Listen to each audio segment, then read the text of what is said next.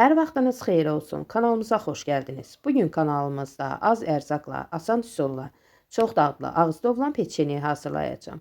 Xəmiri hazırlamaq üçün qabın içərisinə 2 ədəd yumurta, yarım stəkan da şəkər əlavə edirəm. Şirin sevirsinizsə şəkərin miqdarını 1-2 qaşıq artıra bilərsiniz. 1 qaşıq da bal əlavə edirəm. Əgər evdə bal yoxdursa, onu 1 qaşıq doşab və yaxud da mürəbbə suyu ilə əvəz etmək olar. Sonda çırpıcı ilə çalıram.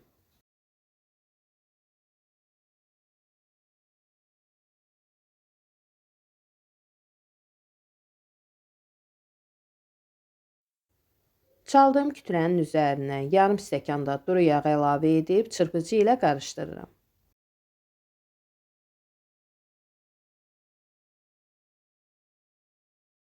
Kütlənin üzərinə 1 stəkan da kokos əlavə edib çırpıcı ilə qarışdırıram.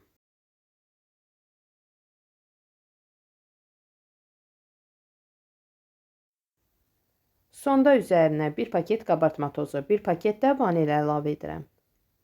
Əvvəlcədən ələkdən keçirdiyim unu da az-az töküb xəmir yoğuracam. Təxminən 2 stəkan yarım, 3 stəkan un gedir. Unun miqdarı yumurtanın böyük və kiçikliyindən asılı olaraq dəyişə bilər. Ona görə də unu az-az əlavə edin.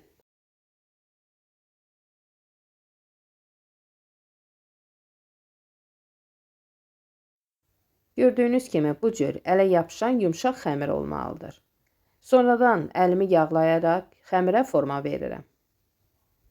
Hazırladığım formaları listə düzürəm.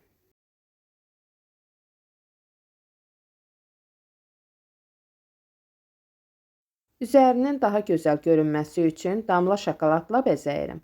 Qeyd edim ki, əgər evdə damla şokolad yoxdursa, peçenyələrin üzərinə vurmaya da bilərsiniz. Sadə şəkildə də bişirmək olar. Əvvəlcədən isidilmiş 200 dərəcəlik sobada bişirirəm. Çox qızardıb yandırmaq olmaz. Rəngi bu cür dəyişdikdə sobadan götürürəm. Görürsünüz, çox gözəl peçenyeləri alınıb. Dadı isə mükəmməldir. Gördüyünüz kimi asan üsulla, az ərzaqla, çox dadlı, ağızda olan peçeniye hazırladıq. Sizə də bu üsulu mütləq sınamağı tövsiyə edirəm. Hazırlayacaq olanlara nuş olsun.